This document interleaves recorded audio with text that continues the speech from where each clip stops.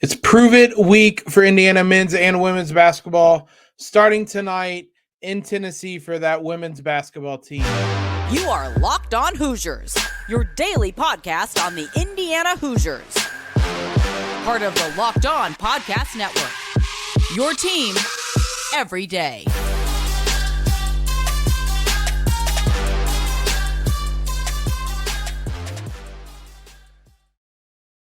What is up, everyone? It is Monday, November 14th.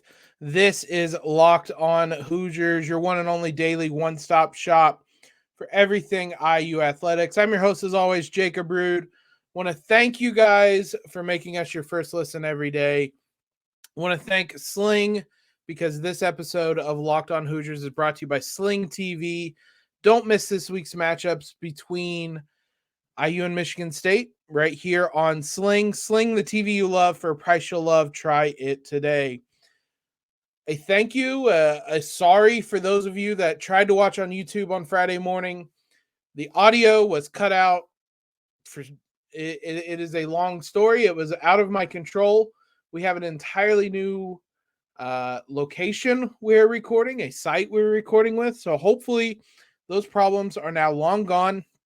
I am not intentionally trying to give you guys a silent film, but hopefully that issue is resolved and we won't have more episodes where I am talking to a camera without any sound coming through.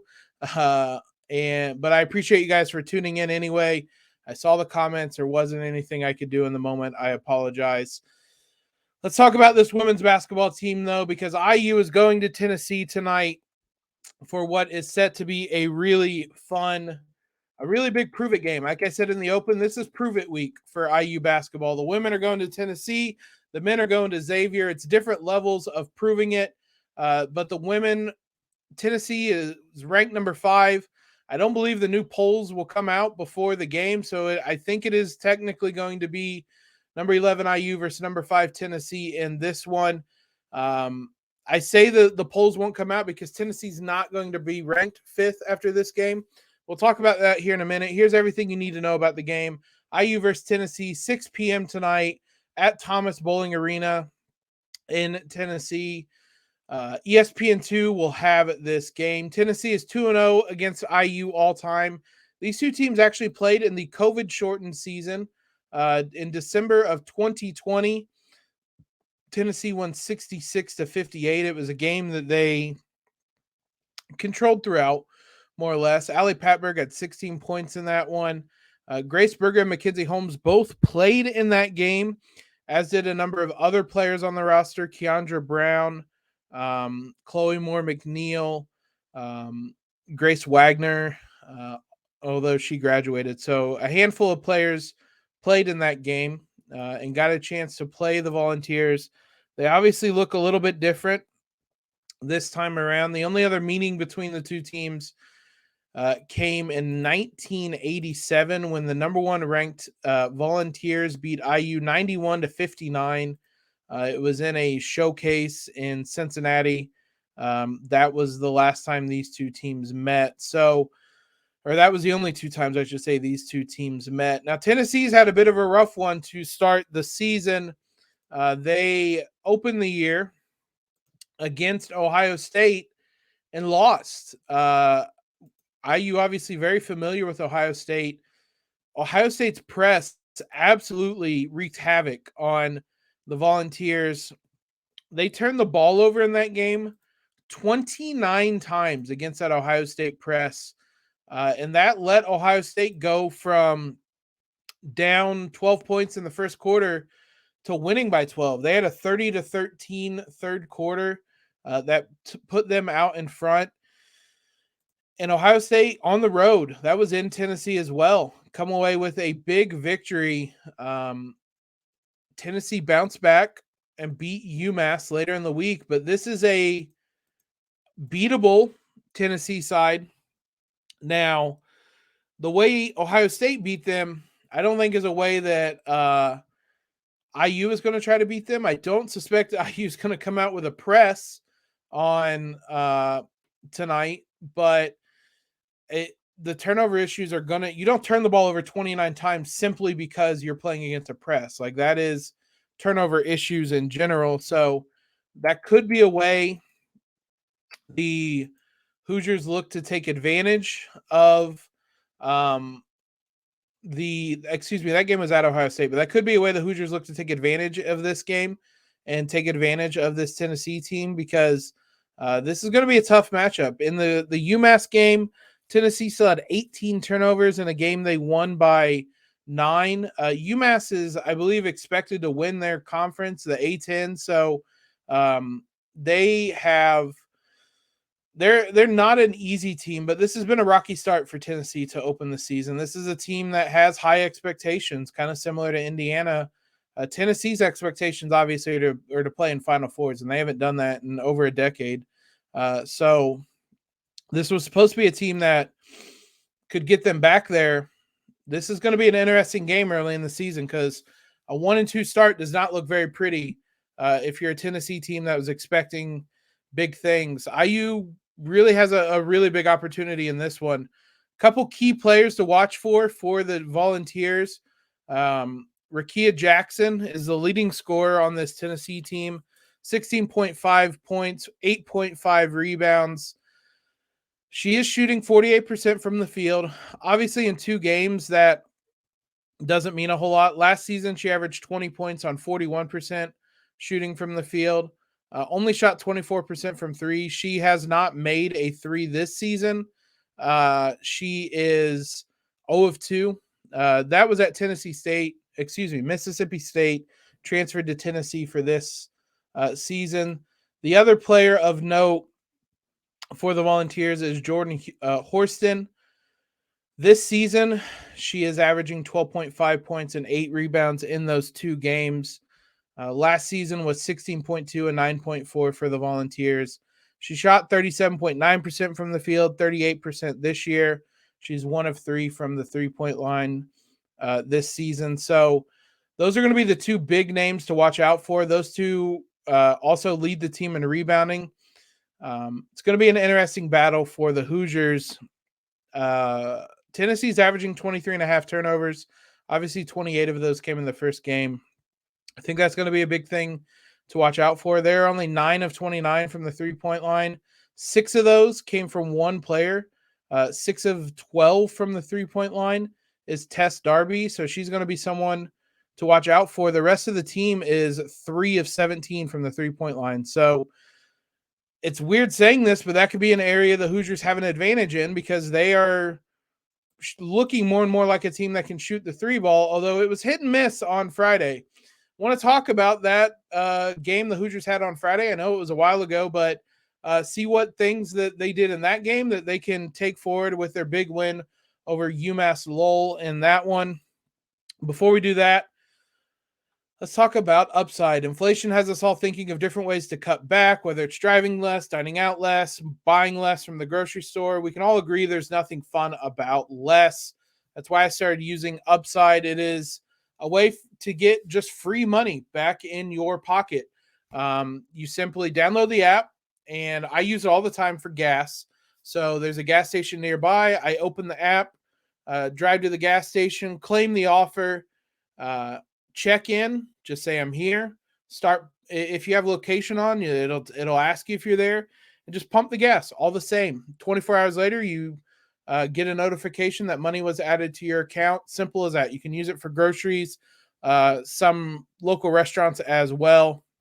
So if you guys want to try that out today, download the free Upside app, use the promo code LOCKED, and you're going to get $5 or more cash back on your first purchase of $10 or more.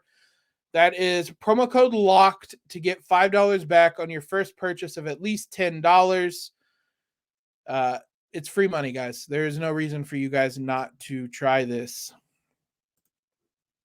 Let's talk IU versus UMass-Lowell on Friday. This was not a game that was close, nor was it really expected to be. IU wins 93-37 in this one. It was 22-12 after the first quarter, and then IU outscored UMass 47-12 over the next 2 quarters, and that will do that. That they pulled away in that one. Dominant second and third quarters, and this one was all over. The biggest takeaways, obviously 3-point shooting is going to kind of continue to be a talking point. There's a lot of similar talking points between the men's and women's teams right now.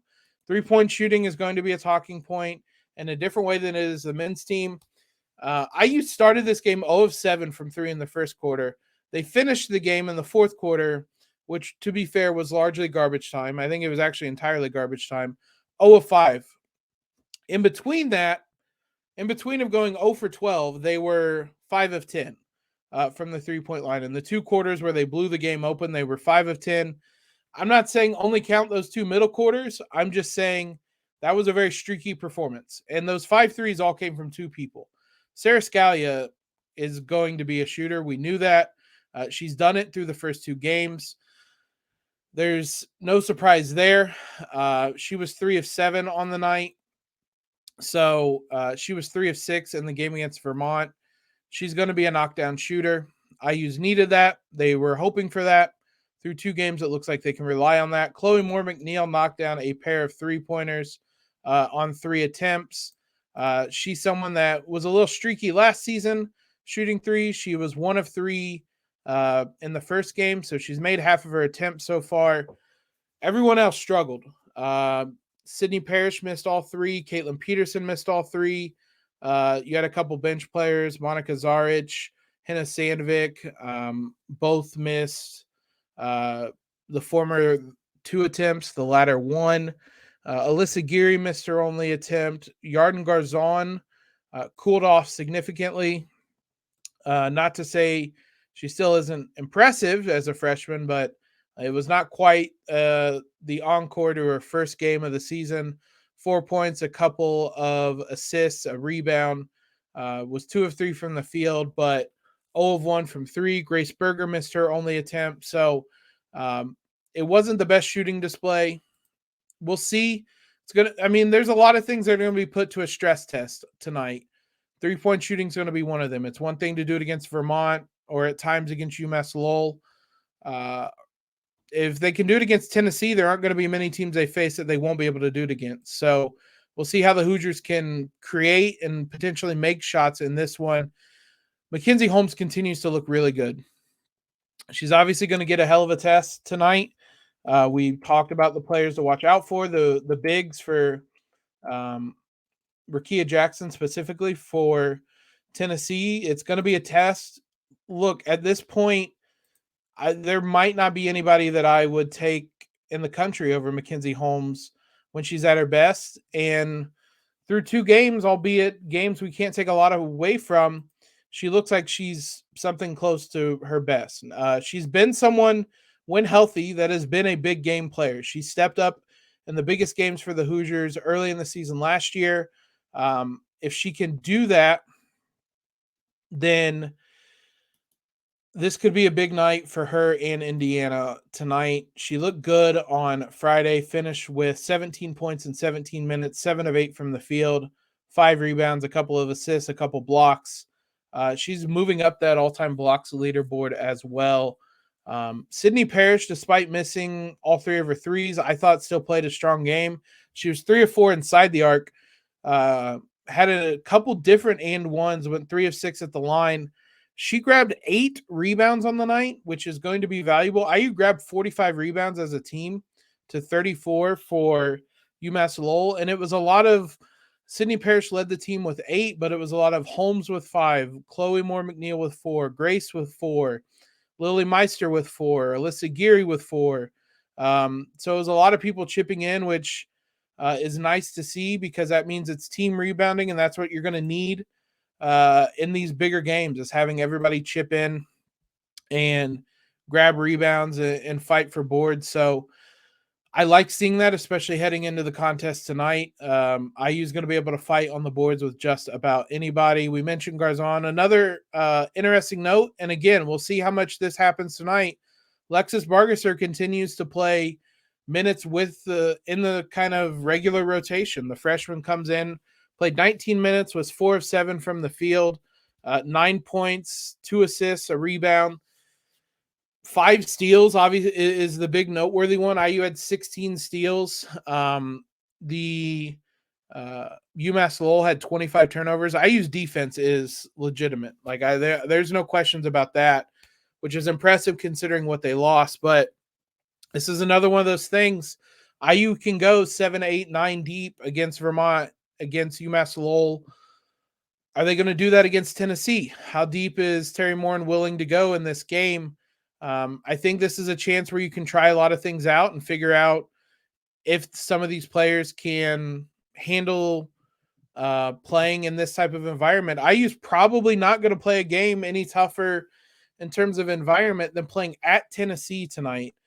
You obviously have the Iowa games coming up, or later in the season, not necessarily coming up, but this is going to be about as tough as it gets for a kind of a road crowd to play at Tennesse.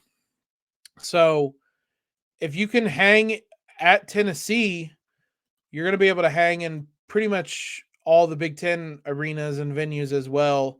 Iowa being kind of the other big challenge late in the season. So we'll see. Is our freshman like Lexus Bargesser? We saw more Lily Meister on Friday. Are they going to be able to play more? Yarden Garzon as well, another freshman that has the highs and lows. What's she going to play like? I don't have any worries about Mackenzie Holmes, Grace Berger, even Chloe Moore McNeil played in a lot of really big games last year. Sarah Scalia is a veteran I don't have a lot of worries about. Sydney Parrish, I'm sure, played in a lot of big games out west. It's going to be some of those younger players, some of the players who haven't played in some of these bigger matchups that we're going to find out a lot about tonight. So it's going to be a big one. I'm really excited for this. Like I said, it's a week where IU is going to prove itself on both the men's and women's side, for better or for worse. We're going to learn a lot about this IU team tonight, and I'm excited to find out what IU is going to excel at, what they might need work at. This is what's really fun about these early season matchups.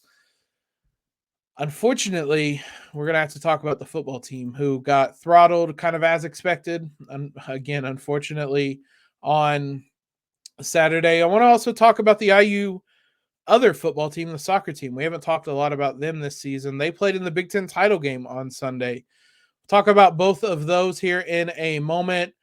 First, though, this week's thrilling moment in college football is brought to you by Nissan. The thrilling designs behind the new lineup from Nissan, are intended to empower drivers in vehicles as capable as the drivers themselves.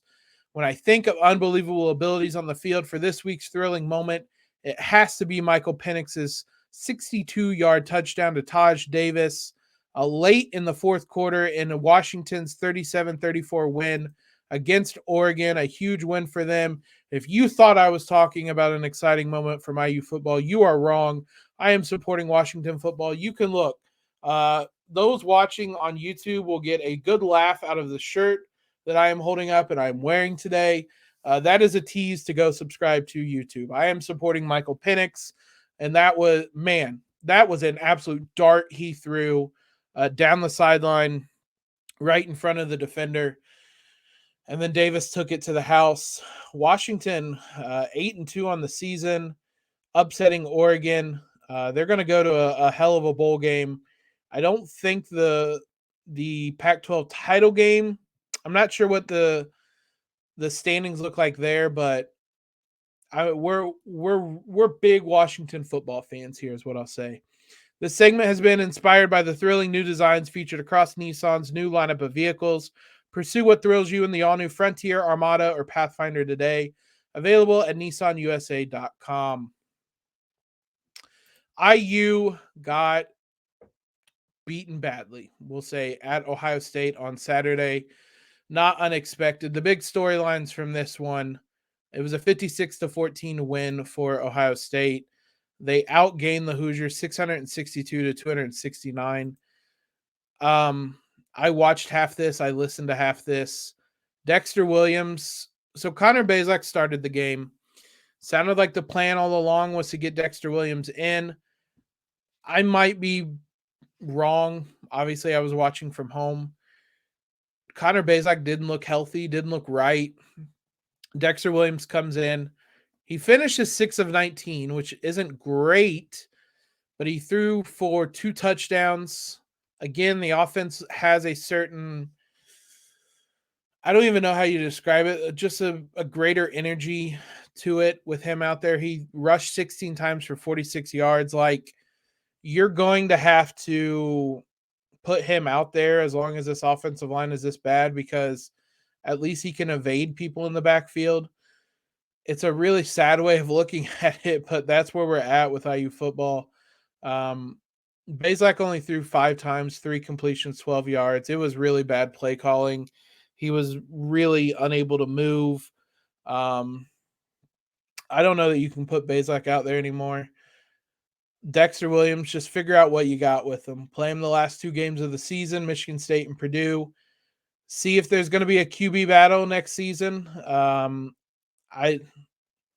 so dispirited by IU football. As long as that offensive line is as bad as it is, it really doesn't matter who you put out there. But receiving wise, Donovan McCauley caught a touchdown.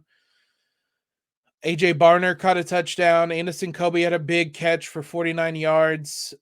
Dexter Williams has an arm. Donovan McCauley almost came down with a really big pass in the first half as well. He kind of mistimed his jump. Dexter Williams underthrew him a little bit, but I mean, the ball went like 50 yards in the air. Like, he has a huge arm. It's just about kind of learning the moments and when to use it and timing and obviously whatnot. So just keep putting him out there. I said this before. Keep putting Jalen Lucas out there. Keep putting Donovan McCauley out there. Figure out what you got.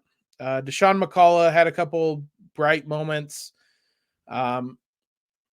He's a lot of fun. He's a highlight. We'll see what his future holds.